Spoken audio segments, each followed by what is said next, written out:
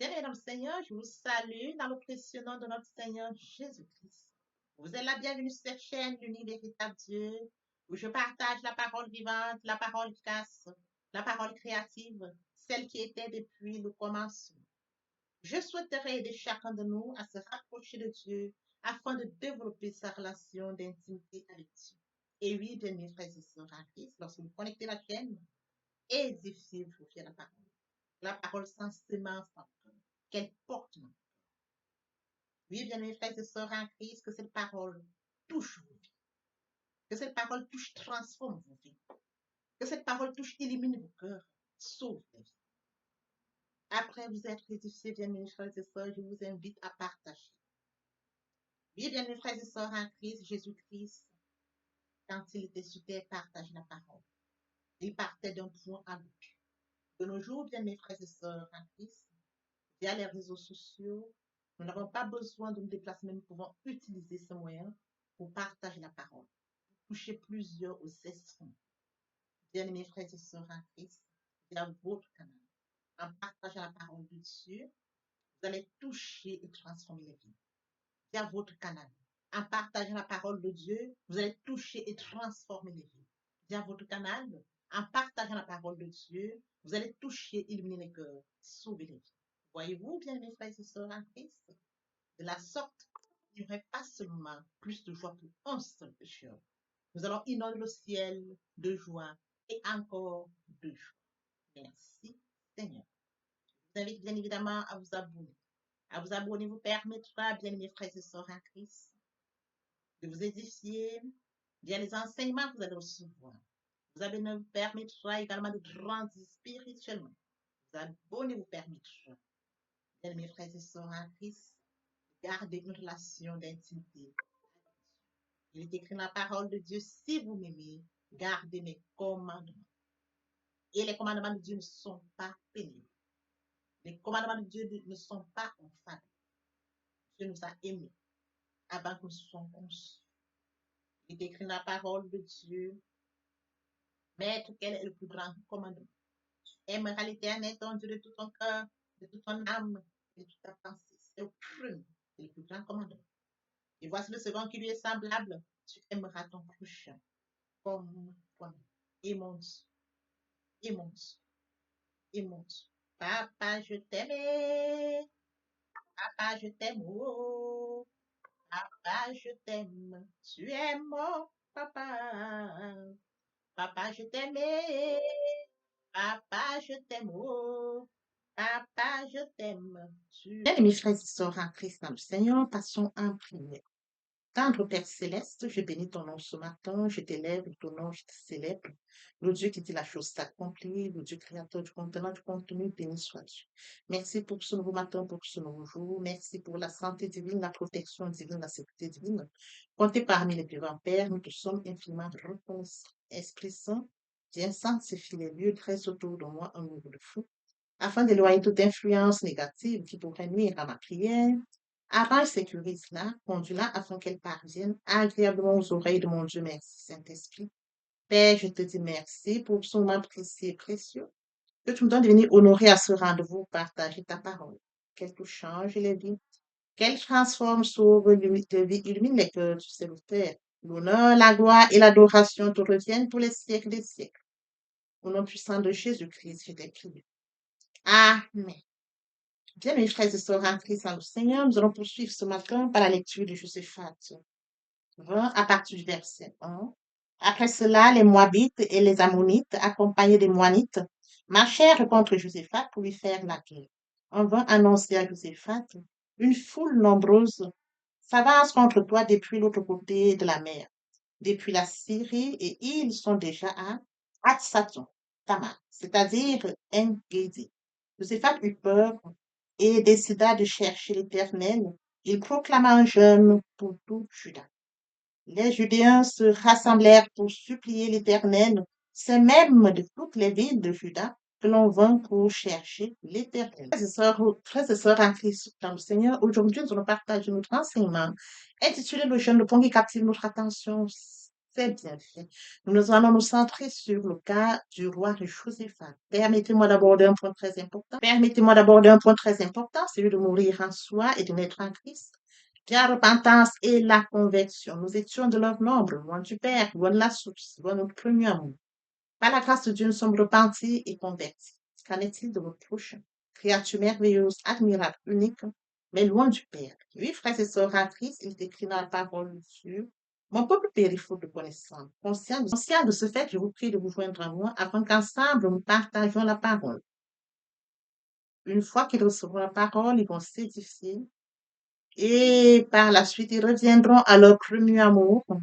Via votre canal, ils vont se repentir et se convertir de la sorte.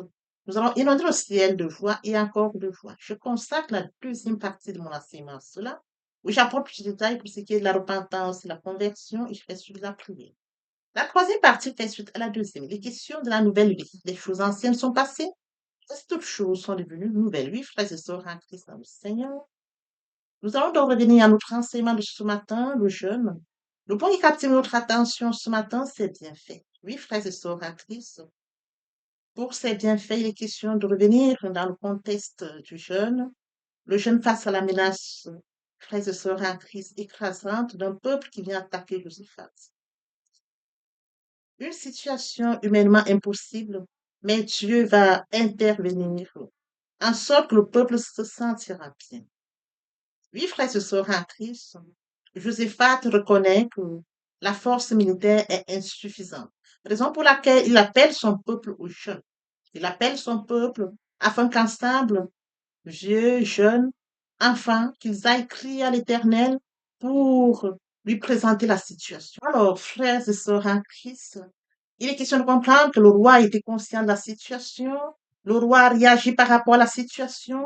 Il a compris qu'il fallait la présence spirituelle, il fallait appeler Dieu via un jeûne. Alors, frères et sœurs en Christ, il est question de comprendre que, avant toute stratégie humaine, Josaphat a pu se concentrer son attention à la recherche de Dieu. Il a appelé tout son peuple au jeûne et tout son peuple a répondu au jeûne national. Son peuple, les vieux, les jeunes et les enfants se sont rassemblés pour un jeûne collectif. Le jeûne, frères et sœurs en Christ, comme je l'ai mentionné tout à l'heure, nous allons donc aborder quelques points, c'est-à-dire les bienfaits qui découlent du jeûne, du jeûne qui était organisé par Josaphat, où le peuple a répondu présent.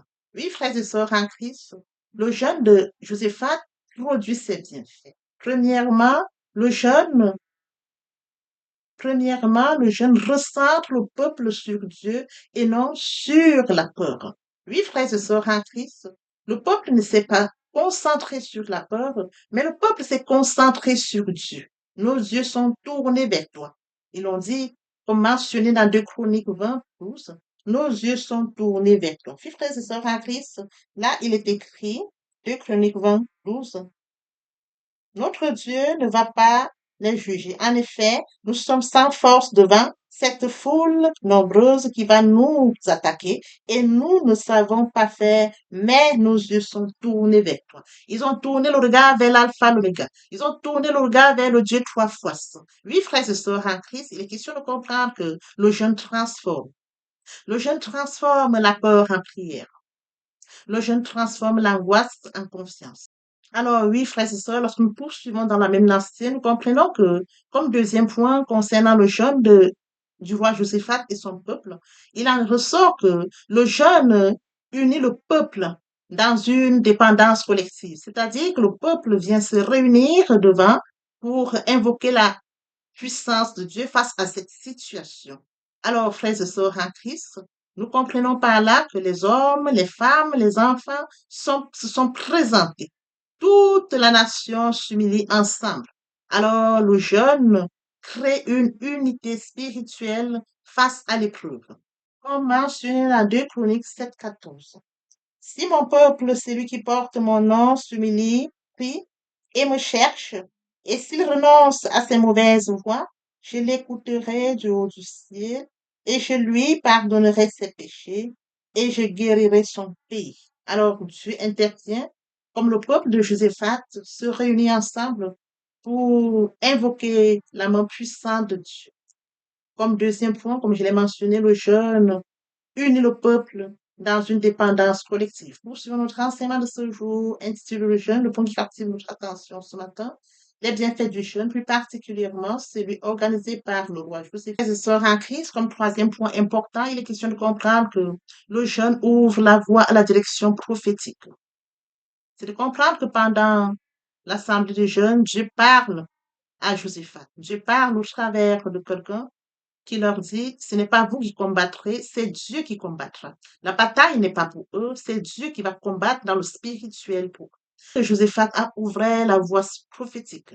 Alors l'Éternel dit au roi Josaphat, ainsi parle l'Éternel au roi Josaphat, ne craignez pas, ne craignez point et ne vous effrayez pas, ne vous effrayez point devant cette. Le Seigneur parle au peuple et rassure le roi Josaphat. Ne craignez pas, ne vous inquiétez pas devant cette multitude. Ce n'est pas vous qui combattrez, c'est moi l'Éternel qui le fera.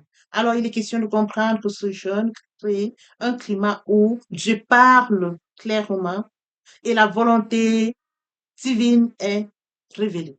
Oui, frères et sœurs en Christ, de comprendre que Dieu parle clairement et la volonté divine est révélée. Poursuivons notre enseignement de ce jour, intitulé Le jeûne, le point qui captive notre attention, c'est bien fait. Nous allons nous centrer plus particulièrement sur le cas du roi. Oui, frères et sœurs en Christ, comme quatrième point, il en ressort que le jeûne déplace le combat sur le terrain physique dans le combat spirituel. Il est question de comprendre que le jeûne déplace le combat du terrain humain au terrain spirituel. Le cas de Josaphat est très marquant. Dieu ordonne de ne pas combattre, mais de se tenir ferme et de le louer. C'est ainsi que le peuple organise la louange. Et lorsqu'il commence la louange, frères et sœurs en Christ, des grandes choses se manifestent. Alors, il leur dit, présentez-vous et vous verrez votre délivrance. Présentez-vous, vous n'avez point à combattre dans cette affaire. Présentez-vous et restez là. Vous verrez comment votre délivrance va s'effectuer. L'Éternel combattra pour vous. Il les rassure. Il rassure le peuple de Juda et de Jérusalem. Ne craignez point et ne vous effrayez point. Demain, sortez à leur rencontre et l'Éternel sera avec vous. L'Éternel combattra pour vous. Frères et sœurs en Christ, le jeune enseigne que certaines batailles ne se gagnent pas par la force, mais par la foi à l'obéissance. Le fait d'obéir à la parole de Dieu, d'obéir à la recommandation de Dieu et de mettre en pratique, frères et sœurs en Christ, le roi Josaphat et son peuple ont gagné la victoire. Comme autre point important, le cinquième point, le jeune frères et sœurs en Christ conduit à une victoire surnaturelle. Pendant que Judas loue l'Éternel, pendant qu'ils organisent des chants et que l'Éternel, frères et sœurs en Christ, les ennemis s'entretuent entre eux. La victoire est totale. Donc, les ennemis qui sont venus contre le peuple, le roi Juda, le roi Josaphat, ils sont entretués, ils sont battus entre eux jusqu'à se donner la mort. Voyez-vous? Alors, il en ressort que le jeûne conduit à une victoire surnaturelle. Frères et sœurs en Christ, comme autre point important, c'est de comprendre que, oui, frères et sœurs en Christ, nous devons comprendre que Dieu combat pour ceux qui jeûnent, pour tous ceux qui jeûnent et lui font confiance. Comme sixième point, frères et sœurs en Christ, le jeûne transforme la crise en un témoignage. À partir du moment où le peuple de Josaphat gagne ses victoires, la renommée se répand partout. Nous pouvons le lire dans 2 Chroniques 20 à partir du verset 29. La terreur de Dieu s'empara de tous les royaumes des autres pays lorsqu'ils apprirent que l'Éternel avait combattu contre les ennemis d'Israël. Ainsi, le royaume de Josaphat fut tranquille et son Dieu lui donna du repos de tous les côtés. Voyez-vous? Donc, il y a un grand témoignage, il transforme la crise en témoignage. La victoire est répandue, un témoignage public, frères et sœurs en Christ, une gloire rendue à Dieu, le peuple reconnaît la main de Dieu, une paix durable, le pays va se sentir en paix, les peuples voisins sauront que Dieu est intervenu, est intervenu surnaturellement pour nous quatre. Les enseignements spirituels majeurs qui ressortent sont de comprendre que le jeune reconnaît nos limites humaines, c'est de comprendre que le jeune recentre l'Église sur la souveraineté de Dieu, c'est de comprendre qu'il ouvre, le jeune ouvre l'oreille à la parole prophétique, c'est de comprendre, frères et sœurs en Christ, que le jeune permet à Dieu de combattre à notre place, C'est de comprendre aussi que le jeûne conduit à une victoire qui glorifie. Le jeûne conduit à une victoire qui nous permet de glorifier Dieu. C'est-à-dire que par la victoire, frères et sœurs en Christ, nous donnons toute la gloire à Dieu. Oui, frères et sœurs en Christ, après tous ces points, nous comprenons l'importance du jeûne et ses bienfaits qui peuvent en découler. Papa, je t'aime. Papa, je t'aime. Oh. Papa, je t'aime. Tu es mon papa. Papa, je t'aime. Papa, je t'aime. Oh. Papa, je t'aime. Tu es. Voici, nous allons poursuivre les deuxième et troisième parties de notre enseignement, partie les importante. Pour compléter cette première pour notre édification. Sur ce, je vous prie dans l'oreille pour la suite. Merci, Seigneur. Oui, bien, mes frères et sœurs en Christ, il passe de l'âme vivante à l'esprit vivifiant. Il est bien évidemment écrit à Jean 3, il est bien évidemment écrit dans Jean 3, 8, le vent souffle où il veut et tu entends le bruit, mais tu ne sais d'où il vient, ni où il va. Il en est ainsi de tout homme qui est né de l'esprit. Bien aimés frères et sœurs en Christ, lorsque le vent souffle, nous ne pouvons pas voir où il va précisément, d'où il vient précisément. Nous ressentons, bien mes frères et sœurs en Christ, après lecture de Jean 3, 8, on nous explique brièvement comment, quand nous sommes nés de nouveau, ça se manifeste. C'est une illustration, bien mes frères et sœurs en Christ. Il est bien évidemment écrit au début, le vent souffle où il veut. Et on entend son bruit, mais nul ne sait où il va, d'où il vient. C'est de la même manière pour tout homme qui est né en esprit. Tout homme qui accepte Jésus-Christ comme Seigneur. Tout homme qui vient vers le Seigneur Jésus-Christ dit, je t'accepte comme Seigneur et Sauveur. Il se laisse guider par le Seigneur Jésus-Christ. Lorsque vous l'acceptez, bien mes frères et sœurs en Christ, votre vie n'est plus sous votre contrôle. C'est lui qui vous guide. Vous n'avez plus le contrôle de votre vie. Vous sentez qu'on vous conduit comme le vent qui souffle. C'est écrit, le vent souffle où il veut. Tu entends le bruit. Quand le Saint-Esprit est en vous, vous sentez, vous le ressentez que l'Esprit Saint est là. Mais c'est lui qui vous conduit. C'est lui qui vous guide. C'est lui qui vous oriente. Le vent souffle où il veut. Et tu entends le bruit, mais tu ne sais d'où il vient, d'où il va. Bien, mes frères et sœurs en Christ, bien, mes frères et sœurs en Christ, après lecture de Jean 3, 8, une illustration nous montre comment quand un homme naît de nouveau, l'homme qui est né de nouveau se laisse conduire par le Saint-Esprit. C'est l'Esprit Saint qui le conduit. Il ressent la présence du Saint-Esprit. Il sait que le Saint-Esprit est présent en lui. Il n'a plus le contrôle, mais c'est le Saint-Esprit qui le guide. Comme mentionné ici, le vent souffle où il veut. Tu entends le bruit, mais tu ne sais d'où il vient, d'où il va. L'Esprit Saint s'installe. Il prend le contrôle, c'est écrit. Votre corps est le temple du Saint-Esprit. Et oui, bien mes frères et sœurs en Christ, c'est écrit. Votre corps est le temple du Saint-Esprit. L'Esprit Saint habite en vous. Il prend le total contrôle. Il vous guide. Il vous oriente. Il se manifeste en vous. Le Seigneur Jésus-Christ a dit, je ne vous laisserai pas seul. Je vous enverrai le consolateur, l'Esprit Saint. Quand il habite en vous, il a le total contrôle. Il se manifeste. Ce n'est plus vous qui prenez le contrôle, mais c'est le Saint-Esprit. C'est lui qui vous guide. C'est lui qui vous oriente. Oui, bien, mes frères et sœurs, en Christ est assis à la droite du Père. Il intercède en notre faveur. Il ne nous a pas laissés seuls. Le Saint-Esprit qui est en nous prend la suite, prend la relève. Nous, comme mes frères et sœurs en Christ, il en est ainsi de tout homme qui est né en esprit. Poursuivons par la lecture de Actes 26, 8. Quoi vous semble-t-il incroyable que Dieu ressuscite les morts? Oui, bien, mes frères et sœurs en Christ, Dieu a ressuscité son Fils Jésus-Christ. Il est ressuscité le troisième jour. Oui, bien, mes frères et sœurs en Christ, nous sommes dans la gloire de Christ. Nous allons de gloire en gloire. Christ est mort sur le Golgotha et Il est passé de la mort à la vie. Ce passage, nous en bénéficions. Avec lui, nous sommes assis à la droite du Père. C'est écrit. Bien, mes frères et sœurs en Christ, nous devons être conscients que Dieu a tant aimé le monde qu'il a donné son Fils unique, afin que quiconque croit en lui ne périsse point, mais qu'il ait la vie éternelle.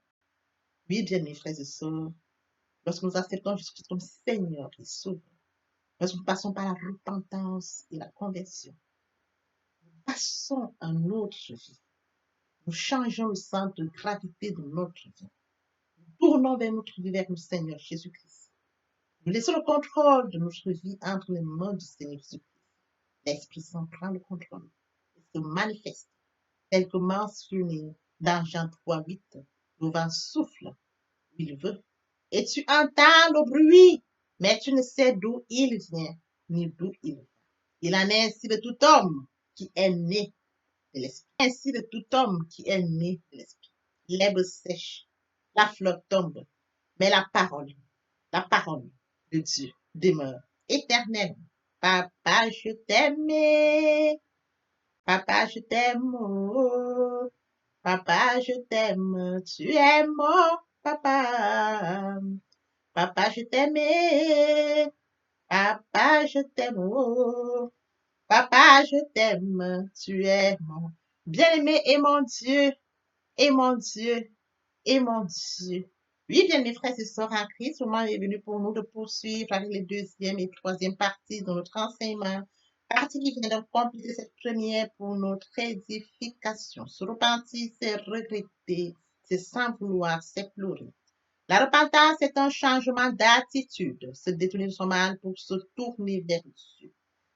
Venez, plaidons, dit le Seigneur, si vos péchés sont comme le cramoisi, ils deviendront blancs comme la neige. S'ils sont comme la pourpre, ils deviendront comme la laine.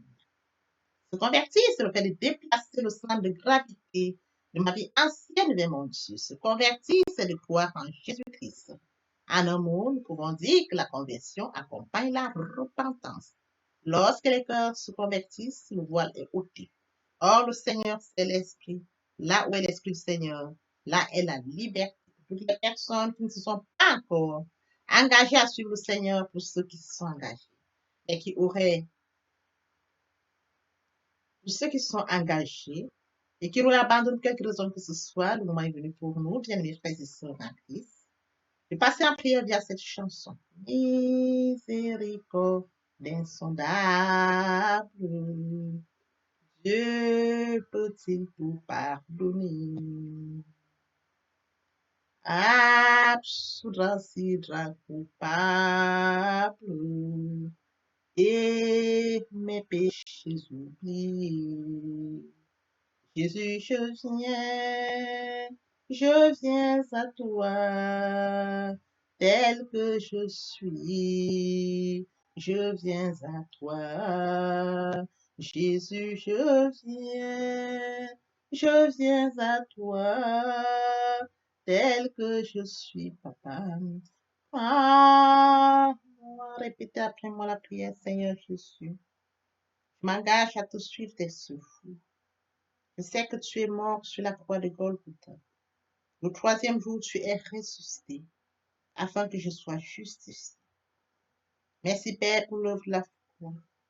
Merci pour l'amour que tu as manifesté au travers de ton Fils. Merci, Seigneur, pour le salut de mon âme. Merci pour avoir sauvé mon âme. Amen. Notre Père Céleste, merci pour tes âmes précieuses. Merci pour l'engagement que tu leur donnes. Mon Dieu, mon roi, je te prie de veiller, conduire, afin qu'il y reste. Dieu qui sait faire, qui peut faire, je laisse entre tes mains. L'honneur, la gloire, l'adoration te reviennent pour les siècles des siècles. Au nom puissant de Jésus-Christ, je t'ai prié. Amen. Oui, bien, mes frères et sœurs en Christ dans le Seigneur, après s'être sincèrement repenti et converti, il faut y rester, il faut y demeurer. Comment le faire? Premièrement, invoquer le Saint-Esprit. L'Esprit Saint prendra contrôle durant la méditation. suivra la lecture du verset ou du texte qui servira d'appui durant la méditation.